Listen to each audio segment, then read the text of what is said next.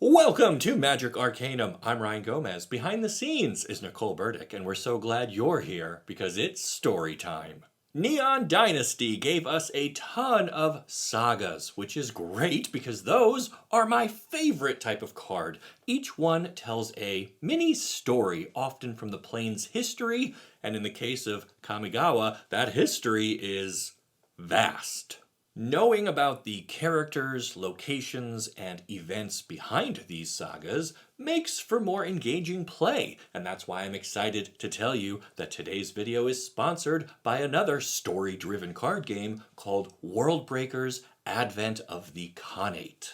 I've got a link to the Kickstarter campaign down below, so check that out and transport yourself to an alternate history version of the 13th century. This is an exciting time of exploration and conflict in which you become a world breaker, able to harness a mysterious substance called mythium, which you'll use to recruit followers and develop location cards. The locations actually play out a bit like sagas crossed with planeswalkers because they can generate value every turn, but they can be attacked by opposing followers. So you gotta protect those locations and give them time to pay out the 10 power you need to win the game. Mesmerizing Maze, Volatile Furnace, and the Den of Sabers are just a few of the flavorful locations you can draft or put in your constructed deck all right out of the box. World Breakers contains everything you need for 2 players to enjoy the game in a variety of formats, and with 4 different factions and tons of locations to explore, no 2 battles for history will end the same way. The game was fully funded on day 1, which tells me a lot of people plan to welcome World Breakers to their kitchen table, and I hope you will too by using that link to the Kickstarter campaign down below.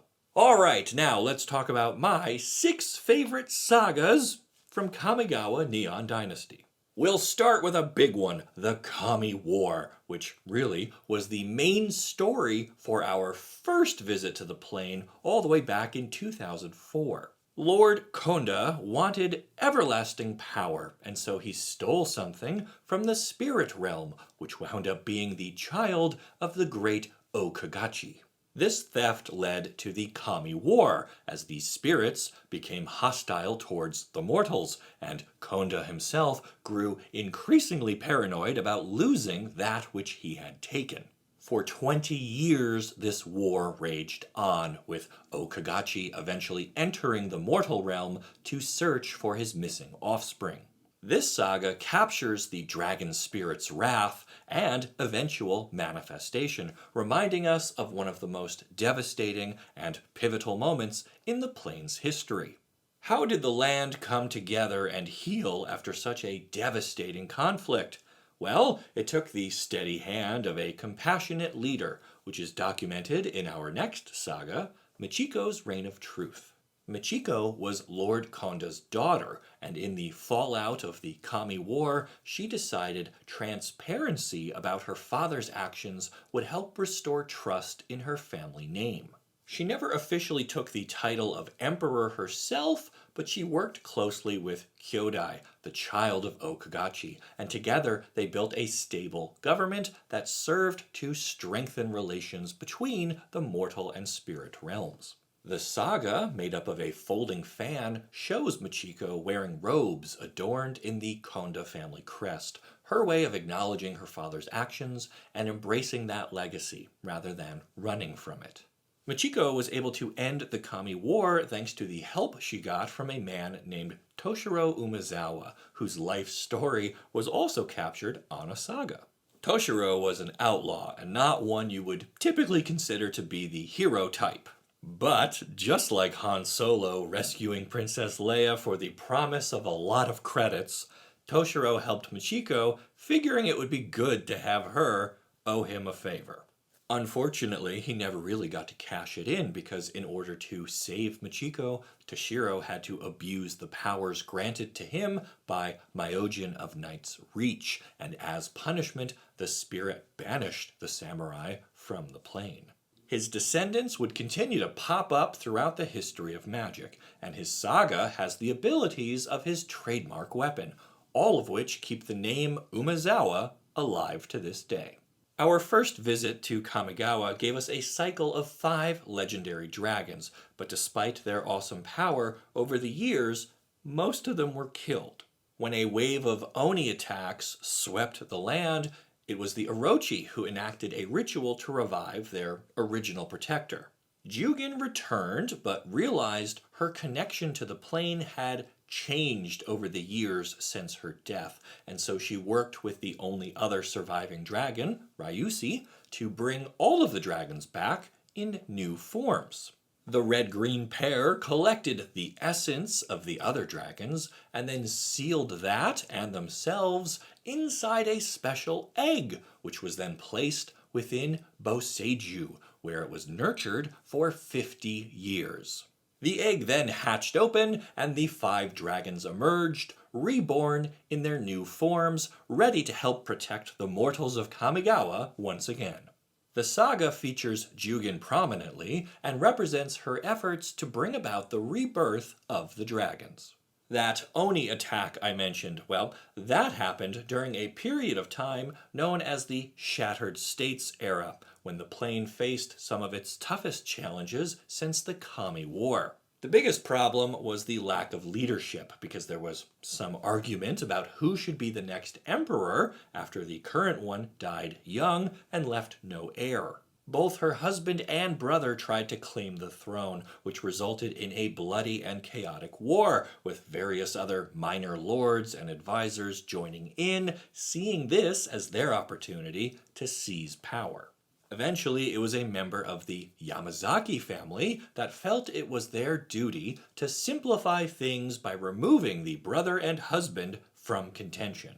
The late emperor's husband was assassinated first, but when it came time to strike down the brother, he was suited up and ready for battle in the throne room.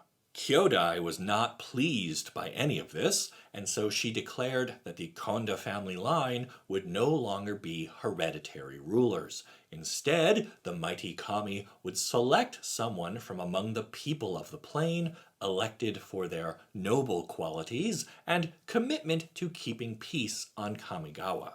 The saga shows the moment when the Yamazaki soldier entered the throne room to confront the late emperor's brother, and even though this event happened many years ago, the ornate sword hilt is a good thing to have on hand today. It serves as a reminder not to repeat the sins of the past, even as the current emperor goes missing and the plane threatens to tear itself apart in the absence of her leadership.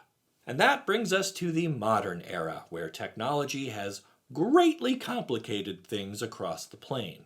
In the past, very few people had power on Kamigawa, and I don't mean electricity. I mean rulers were chosen by birthright, or someone who earned the respect of a kami could channel that bond into a comfortable living, while everyone else just kinda got by under imperial decree. That began to change as advancements were made by both the Aki artificers and the futurist researchers. Each group found ways to tap into the magic of the kami and make it more widely available. Now you didn't have to be a warlord or have the blessings of a spirit dragon to ease your personal burdens. And so we have some tension in a cultural sense. People might be better off individually, but the plane as a whole might be suffering, as inventors find more and more ways to siphon magical energies from the spirit realm and use them for industrial applications in the mortal one. The Order of Jukai fears permanent damage might have already been done, and the Imperials see a lot of these other factions as a threat to their steady rule, and all of it gets even worse when the Emperor vanishes, leaving them without any recognized leadership. So what will happen to Kamigawa in the future? It's too soon to tell. We know Lightpaws will do her best to fill in for the missing emperor, and the Upriser Rebellion has been squashed for now, but the Merge is still coming, and with undercity gangs and envelope-pushing futurists still out there, every day brings its own test. So there you go, that's the story behind 6 of my favorite sagas from the plane, and if you want me to cover the rest of this set's 23 story-centric enchantments, do me a favor and hit that like button. While you're down there, check out World Breakers 2. That game looks sweet. Then make sure you subscribe to the channel so you don't miss the great stories you'll only find here on Magic Arcanum. We'll see ya.